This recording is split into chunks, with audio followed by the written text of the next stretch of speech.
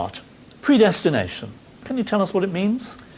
Well, normally that term has a major application and then a more focused application.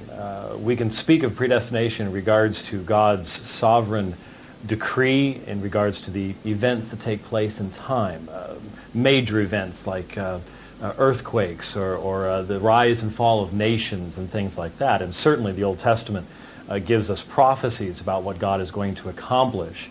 And there is an application of the term predestination that would apply to any type of activity that's prophesied in the future or something like that. But interestingly enough, the text that you yourself read is much more personal and direct in the sense of an application of God's sovereignty to the issue of man's salvation, and hence the idea of individuals being predestined unto certain ends. Now, that particular text specifically refers to those who are predestined. The result is eventually their glorification. Hence, they're obtaining God's grace and salvation. Many would make a distinction between that and the predestination of someone to the opposite end, and that is to the receiving of wrath. Predestination is used in a positive sense in the New Testament. In Romans 8, Ephesians chapter 1, in regards to God's blessings in Jesus Christ. And so, obviously, down through the history of the church, there has been great contention regarding this issue, especially how it relates God's freedom to man's freedom. What is the relationship between those two? And in our day, we seem to keep reinventing the wheel, in essence, because these have been conversations that have taken place between greatly learned men down through the history of the church. But unfortunately, since much of the church today doesn't know a lot about its history, we keep going back over the same things. And I'm not saying that we can just simply go to the past and go, well, they decided back then, we're not going to worry about it. But there has been a tremendous amount of discussion in the past, and each generation, I think, is called to struggle through these things, not in a new sense, but in light of what has taken place in the past, learning from the wisdom of the past, and always using the Scriptures as the final touchstone. That's what we're trying to do tonight, struggle through so that we can come to understand it. Edward, yes. A definition of predestination? Yes, I look at it as a form of, it is what I call destiny, which is what I believe was written about Jesus himself. He said something, he said, the Son of Man goeth as it is written of him. In other words, there is always something that is written of a person, or there's always something that is written about an event or whatever that is supposed to take place. Yes, I know that there have been a lot of arguments, historically there have been a lot of arguments concerning people. Jeremiah chapter 1 verse 5 says something that before I formed thee, I knew thee, and I anointed you to become the prophet of the nations. In other words, Jeremiah had to fulfill what I call destiny.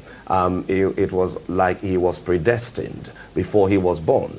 And as a result of that, he had to toe a particular pathway to be able to fulfill that destiny.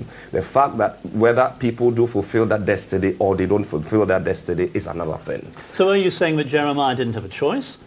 Well, I believe if he wanted to fall into what I call the perfect will of God, then I believe, God's will had to prevail. Let me put it that way. I will not say that it's a matter of him having a choice or him not having a choice.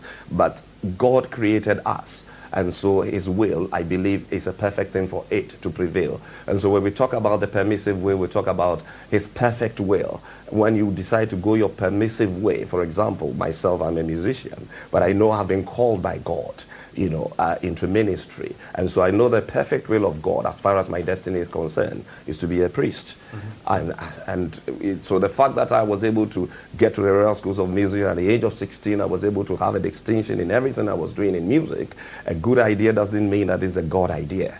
But you should find... So at the moment, the opinions that are coming from both James and yourself, Edward, seem to be going on the same track. And I thought maybe you might be going a bit divergent on that. Maybe at a point. Tony, do you feel that's the case? So far, yes. I think basically it comes down to one question. Do we choose God or does he choose us? Mm-hmm. Now, of course, the answer is very simple. Both are true, but that doesn't let us off the hook. The question is, let's rephrase it. Do we choose God because he's chosen us? So is the ultimate choice God's? Or is it the other way around? When we read in the Bible about God choosing us, does it just mean that he knows in advance what we will choose? He chooses us because we are going to choose him. So really, I think that sort of crystallizes it. Right. Whose is the ultimate choice? Is it that we choose God because he's chosen us, or the other way around? So what do you think, James? Well, I think the scriptures are very clear in revealing to us the fact that when we talk about God's decree over all things, there is a perfect harmony that exists between the way God has made us and what God's decree is. I'll give you an example. Remember what happens after Israel dies. You have Joseph and his brothers, remember? And they come to Joseph, and they're very much afraid that he is now going to wreak havoc upon them for what they had done. Remember the wisdom that he had. He said in regards to the very sinful action, I think we'd all agree, it was very sinful to take him, throw him into a pit, deceive their parents, sell him into slavery, etc., etc. He says to them, you intended this for evil, but God intended it for good to save many people alive today. There's a direct parallel in the Hebrew between those two phrases. In one act, which we recognize was sinful, God's perfect will was being accomplished. That's how he put Joseph into Egypt, to save many people alive. The same thing happens in Isaiah 10. In Acts chapter 4, 27 to 28, the early church prays, and they recognize that Herod and Pontius Pilate and the Jews and the Romans had all done in the crucifixion what God's hand had predestined beforehand to take place. The greatest, most sinful thing mankind ever did, in the crucifixion of the sinless Son of God, that was God's purpose and God's intention. So there is a perfect harmony that exists between God's decree and the activities of man. We do what our hearts desire, but that does not mean that we are autonomous creatures, that we exist outside of the will of God. And so when it comes to the issue of salvation itself, Jesus himself made it very clear in the synagogue of Capernaum in John chapter 6, all that the Father gives me will come to me, and the one who comes to me I will never cast out.